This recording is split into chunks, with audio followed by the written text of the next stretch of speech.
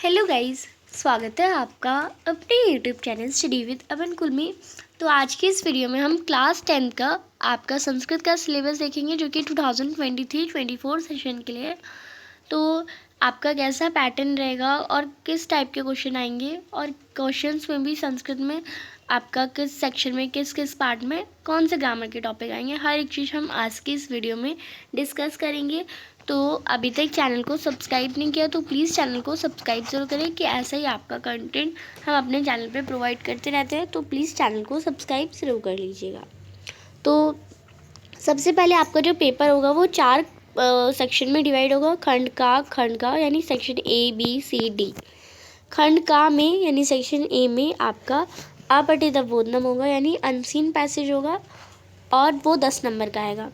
Section B रचनात्मक कार्य होगा जो कि जिसमें आपको पत्र लिखना आ सकता है, अनुच्छेद लिखना आ सकता है और चित्र वर्णन आता है, ये 15 नंबर का आ जाएगा। फिर सेक्शन सी यानी ग खंड ख आपका व्याकरण का क्वेश्चन जस्ट लाइक संधि विच्छेद जितने भी व्याकरण के टॉपिक हैं वो सारे क्वेश्चन आएंगे। इसमें 25 नंबर का होगा और ये क्लास लिखा है यानी इनमें ये इतने क्लास में ये इतना इतना कंप्लीट हो जाना चाहिए, ये बताया गया है। सेक्शन डी जो है वो पठित अवबोधनम जो कि 30 नंबर का, इसमें आपका गद्यांश आता है, पद्यांश आता है, नाट्यांश आता है और क्वेश्चन आते हैं प्रश्न निर्माण के। अब हम देखते हैं खंड का यानी सेक्शन वाइज क्या क्या आएगा आपका, वो मैंने तो आपको ऐसी ऊपर से बता दिया। अभी हम पूरा डिटेल में देखते हैं। तो खंड का अपठित अवबोधनम में एक गद्यांश आएगा 80 से 100 नंबर का, 80 से 100 अंकों का, यानी ये गद्यांश इतना बड़ा होगा। उसमें एक वन वर्ड आंसर होगा, एक पूर्ण वाक्य क्वेश्चन आंसर होगा, एक आपको गद्यांश पढ़ के उसका शीर्षक बताना होगा। लाइक लड़कियों पे तो नारी शक्ति, इसका शीर्षक रख दिया हमने। और भाषिक कार्य वो मैं आपको बाद में बताऊंगी कि इसके अंदर कौन कौन से क्वेश्चन आएंगे। पर ये भी बहुविकल्प आएगा यानी आपको MCQ टाइप में ये आएगा। और लघु इसके आपके दो क्वेश्चन आएंगे और आपको एक एक नंबर के होंगे। इसका आपका दो क्वेश्चन होंगे, दो नंबर के होंगे। इसका एक ही क्वेश्चन होगा, एक ही नंबर का होगा। और इसके आपके 3 क्वेश्चन होंगे, एक एक नंबर के। नेक्स्ट खंड ख होगा रचनात्मक कार्य। औपचारिक या अनौपचारिक पद दोनों में से कोई एक करना होगा और ये मंजूषा आपको दे रखी होगी, उसकी सहायता से आपको पूरा भर के लिखना होगा। कुछ बच्चे क्या करते हैं 1 2 डाल के जो आंसर होता है वही लिख देते हैं, बट नहीं, आपको पूरा पत्र लिखना होता है, तब तक आपको नंबर पूरे नहीं मिलते अगर आपका सही भी होगा तो। ये 5 नंबर का आता है। देन चित्र वर्णन या अनुच्छेद लेखन दोनों आपके अथवा में आते हैं और दोनों में मंजूषा दे रखी होती है। दोनों में से कोई एक करना होता है। चित्र देख के 5 वाक्य बनाने होते हैं या अनुच्छेद देख के अनुच्छेद का टॉपिक पढ़ के 5 वाक्य लिखने होते हैं। तो जो आपको ईजी लगता है आप वो करिएगा, 5 नंबर का होता है ये। फिर 4th क्वेश्चन आता है हिंदी आंग्ल भाषा संस्कृत अनुवाद, यानी हिंदी भाषा का आपको सेंटेंस दे रखे होंगे 5 और आपको संस्कृत में उन्हें कन्वर्ट करना हो। 5 से ज़्यादा ही देते हैं, 6-7 देते हैं, बट आपको 5 ही करने होते हैं। तो ये भी आपका 5 नंबर का आएगा और टोटल यहाँ पे सेक्शन बी भी आपका 15 नंबर का बन जाता है। सेक्शन सी जो है वो ग्रामर का टॉपिक है। ग्रामर आएगी यहाँ पे 25 नंबर की। तो 5th क्वेश्चन होगा संधि का, जिसमें आपको वर्ड में लिखना होगा, यानी इसका आंसर आपको करना होगा। MCQ टाइप नहीं होगा, आंसर करना होगा, 4 नंबर का होगा ये। समास आएगा जो कि MCQ टाइप में आएगा, 4 नंबर का। प्रत्यय आएगा जो कि MCQ टाइप में आएगा, 4 नंबर का। वाच्य आएंगे जो कि MCQ टाइप में ही आएंगे, 3 नंबर के। समय यानी आपको 12:30 लिख रखा है या फिर आपको 1 बजे लिख रहा है तो वो आपको टाइम लिखना होगा पूरा कि द्वादश आर्ध साढ़ द्वादश वादनम ऐसे टाइम लिखते ना, तो वैसे ही आपको टाइम लिखना होगा। ये आपकी टीचर आपको सिखा देगी। 4 नंबर का आएगा। अव्यय भी आपका MCQ में आएगा, 3 नंबर का। संशोधन कार्य आपका 3 नंबर का आएगा। टोटल आपका 25 मार्क्स का पूरा पेपर सेक्शन सी का आएगा। सेक्शन डी गद्यांश, एक तो आपका क्वेश्चन आएगा अतिलक यानी 1 वर्ड का। इसमें 2 क्वेश्चन होंगे 1 नंबर के, यानी आपको दोनों करने होंगे, एक आधा नंबर का होगा वो। पूर्ण वाक्य 1 क्वेश्चन होगा 2 नंबर का और यहाँ पे भाषिक कार्य 2 नंबर के आएंगे। MCQ में होंगे वो भी। पद्यांश में भी सेम है और नाट्यांश में भी सेम ऐसी क्वेश्चन होंगे। प्रश्न निर्माण आपका 4 नंबर का आएगा और अन्वय तथा भावार्थ आपकी जो पोएम होती है बुक की, उनमें से अन्वय आते हैं, वो 4 नंबर का आएगा। घटनाक्रम अनुसार 4 नंबर का आएगा। 8 सेंटेंस दे रखे होंगे, उल्टे पुल्टे होंगे किसी चैप्टर के, आपको चैप्टर के अकॉर्डिंग उन्हें लगाना होगा। और प्रसन्न अनुक्लम अर्थ लेखनम, यानी इसका अर्थ लिखने होंगे आपको, 3 नंबर में आएगा आपका। टोटल 30 मार्क्स, यानी टोटल आपका section A B C D मिला के 80 मार्क्स का पेपर आएगा। 20 मार्क्स आपके इंटरनल असेसमेंट के लगेंगे, जो आपकी टीचर बता देगी। ये आपको एक बार ऊपर से वन व्यू दे रखा है कि आप इसे देख सकते हैं। अब हम देख लेते हैं कि मैंने बता दिया गद्यांश आएगा, भाषिक कार्य में क्या क्या किस टाइप के ग्रामर के क्वेश्चन आएंगे, वो सब हम डिस्कस करते हैं।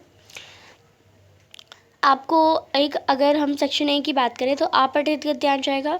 एक पदहीन पूर्ण वाक्य, आपको शीर्षक लेखन, अनुच्छेद का भाषिक कार्य क्या क्या आएंगे वो हम देखते हैं। आपको एक वाक्य दे रखा होगा और उसमें आपको कर्ता क्रिया बतानी होगी। कर्ता वो क्या होता है, जस्ट लाइक राम खाना खा रहा है, तो राम, अब मैं लिख देती हूँ पूरा, राम खाना खा रहा है, तो इसमें कर्ता है राम और खा रहा है वो क्रिया है। तो ऐसे आपको संस्कृत में वाक्य दे रखे होंगे, उसमें कर्ता और क्रिया पहचाननी होगी और विशेषण और विशेष्य पहचानने होंगे। जैसे लाइक अगर मैं लिखूँ सुंदर बालिका, तो उसमें सुंदर क्या है वो विशेषण और विशेष्य क्या है बालिका है। तो कोई सेंटेंस आपको संस्कृत, हिंदी में नहीं संस्कृत में देंगे और आपको उसमें विशेषण और विशेष्य पहचानने होंगे। पर्यायवाची विलोम बताने होंगे, पर्यायवाची क्या है और विलोम छाटी है। जैसे लाइक आपको दे रखा है सरल और सेंटेंस में आपको दे रखा है दुर्गम, तो ये आपका विलोम है, तो ये आपको छाटना होता है और लिखना होता है। औपचारिक या अनौपचारिक पद में कोई ऐसा नहीं कि इसी टॉपिक पे आएगा, आपको रेडी करके रखना है। इसमें भी आपको मंजूषा मिलती है एंड सेंटेंस को भी कन्वर्ट करने के लिए भी आपको सीखना ही है। संधि में आपके क्या क्या क्वेश्चन आएंगे वो आप देख लीजिए। व्यंजन संधि आएगी और वर्गीय प्रथम वर्ण तृतीय वर्ण परिणत, यानी प्रथम वर्ण को तृतीय वर्ण में कन्वर्ट करना, का को जस्ट लाइक गा में कन्वर्ट करना, ये आपकी टीचर आपको सिखा देगी। एक तो ये आएगा, और प्रथम वर्ण को पंचम वर्ण में परिवर्तन करना, यानी का ख ग घ तो अड़ा में कन्वर्ट करना, ऐसे ही पंचम वर्ण में कन्वर्ट करना। और विसर्ग संधि में उत्वम संधि, रत्वम संधि, विसर्ग लोप और विसर्ग के स्थान पे स श श, ये आपका संधि में आएगा। नेक्स्ट समास में आपका तत्पुरुष विभक्ति और विग्रह, मतलब आपका समझ पद को जोड़ना और विग्रह करना दोनों आएगा। तत्पुरुष समास में विभक्ति बहुब्रीहि, अव्ययभावी में आपका अनु उप सह निर प्रति व्यथा, और द्वंद्व समास में केवल इतरेतर यही आएगा। प्रत्यय में क्या क्या आएगा, तद्धिता आएगा जिसमें मट्टुप ठक त्व और तल ये प्रत्यय है, और स्त्री प्रत्यय में टाप और ढीप आएगा। नेक्स्ट वाच्य परिवर्तन में केवल लट लकार है, कर्ता कर्म क्रिया, यानी सेंटेंस आपका जो काम करने वाला है कर्ता कर्म और क्रिया, ऐसे सेंटेंस में ही आपके वाच्य परिवर्तन आएंगे। समय में आपके सामान्य आएंगे, यानी सपाद सार्ध, यानी जो 4:15 होते तो सपाद, 4:30 होते तो सार्ध यानी आधा घंटा, और पादोन यानी 5 बजे में आपके 15 मिनट कम हो तो पादोन चतुर्वादनम, ऐसे लिखते हैं। तो यही आपके सेंटेंस में आएंगे किसी भी टाइम में। अव्यय में आपका ये आ जाएंगे उच्चे चा श्व ह अद्य तत्र तत्र यत्र कुत्र इदानीम अधुना संप्रति सांप्रतम। इदानीम के अर्थ ये 3 आते हैं अलग अलग विभक्ति में, तो ये आपको याद रखना है। यदा तदा कदा सहसा वृथा शने अपि कुत इतस्ततः यदि तदि यावत तावत, तो इनके अलावा कुछ और याद करने की ज़रूरत नहीं है। और अशुद्धि संशोधन में वचन लिंग पुरुष लकार और विभक्ति ये सारे आपको आएंगे, इनके आधार पर आपको क्वेश्चंस याद करने।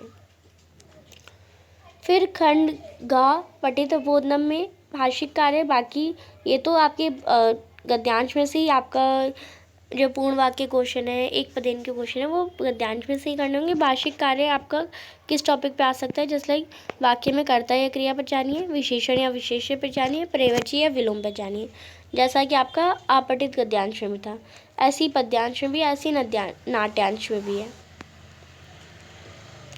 नेक्स्ट आपका क्वेश्चन प्रश्न निर्माण का आएगा, फिर श्लोक का आएगा, घटनाक्रम का आएगा, और प्रसन्नानुसार अर्थ लेखन, यानी कोई भी शब्द रखे उसके आपको अर्थ बताने होंगे। तो ये देन अब हम स्टार्ट आप देख लेते हैं किस किस चैप्टर में से, यानी गद्यांश किस चैप्टर से आएंगे, पद्यांश किस चैप्टर से आएंगे, नाट्यांश किस चैप्टर से आएंगे, वो हम डिस्कस कर लेते हैं।